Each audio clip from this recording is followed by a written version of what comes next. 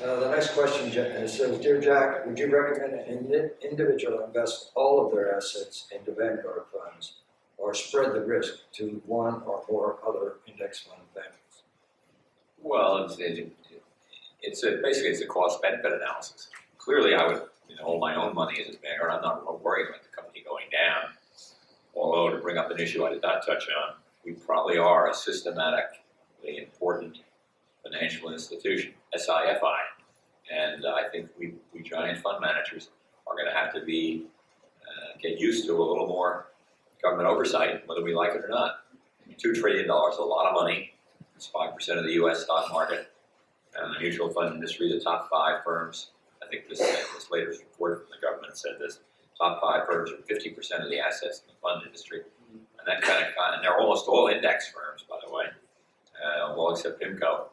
And you could argue they were close to an index firm anyway when you get to the bond area.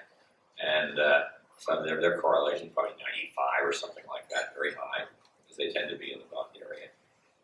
So we have to be very, very much aware of all that. And still, if you want to have, let's say, half of your money in Vanguard and half somewhere else, first, I'm hard-pressed to tell you where to put the other half. And second, you're probably going to have higher costs. So is that higher cost going to be worth the maybe sleeping at night better feeling? And honestly, if I had money in some other mutual fund group, I would sleep less well at night. I'm an insider at Vanguard, or sort of an insider, or a former insider, or a quasi-insider, or a virtual insider, or some kind of an outsider, I'm not sure which. But I'd say no problem.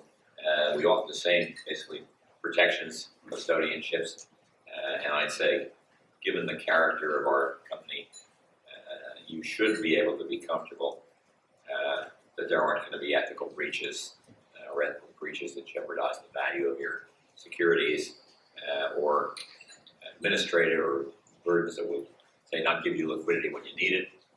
Although I worry about, I worry about just about everything, I guess, but I worry about the value of liquidity in the mutual fund industry. Maybe if we were less liquid, we would have more long-term holders, for example. I mean, the promise of liquidity, as we all know, is something that not everybody can have at the same time. So when you get to our level, particularly in something like municipal bonds, where the markets are very not so darn liquid, so you do have those kind of problems. You could have those kind of problems. Vanguard, we're by far the largest municipal bond manager. And I should have the answer to this question. I don't, but I required them to have a 15% liquidity reserve at all times, because we had such a cost advantage that we still have a competitive yield, having 15% basically in very short term municipals cash ready, just in case. And that came up in 2007 when we had a crisis in the municipal bond market. Ian McKinnon, who ran our bond funds, was in the hospital at the time. So I was running the bond funds. I was, the portfolio managers basically reporting to me during this period. And it was an awful period because the market was falling apart. Our shareholders wanted a lot of liquidity, and we had to provide it. And that's the first thing you do. You say, we're going to have the liquidity, and no matter what. And I can remember the bond managers, and one more anecdote, coming in and saying, well, Goldman Sachs is bidding, we have to sell some bonds, and Goldman Sachs is bidding 95.5 for these bonds, and they're worth 98. And what should I do? And I said, the answer is very easy, but I've been thinking about it. Sell them. Sell them because that's the going market. That's what you can get for them. You have to have the cash. There's no way around that. And believe me, if I know Goldman Sachs, if they're bidding 98.5 today, they'll be bidding 95 tomorrow. So get them the heck out of there.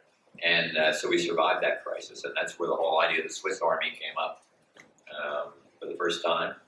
And training people at Vanguard to be guys that would think answering the phones was a little beneath them, perhaps. And they were always ready.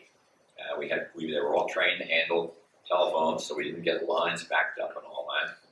And they also learned something very important, particularly the portfolio managers. There were human beings who owned their funds. It wasn't just some big numbers game. And I think that was at least an equal part of it as compared to being ready for an emergency, which of course, when you're ready for an emergency, they don't usually happen. So we've been from 2007 No, 1990s. Same year was that crisis. I guess it was 1987 when all this happened, when we were much smaller, but it was still a big problem. And that's when the Swiss Army began. And I think that's been a good thing for us, although so much is electronic now. Compared to telephone, that probably is less necessary. But I think the training of letting people know that they're human beings on the other end of that telephone is absolutely central to everything I believe about company philosophy.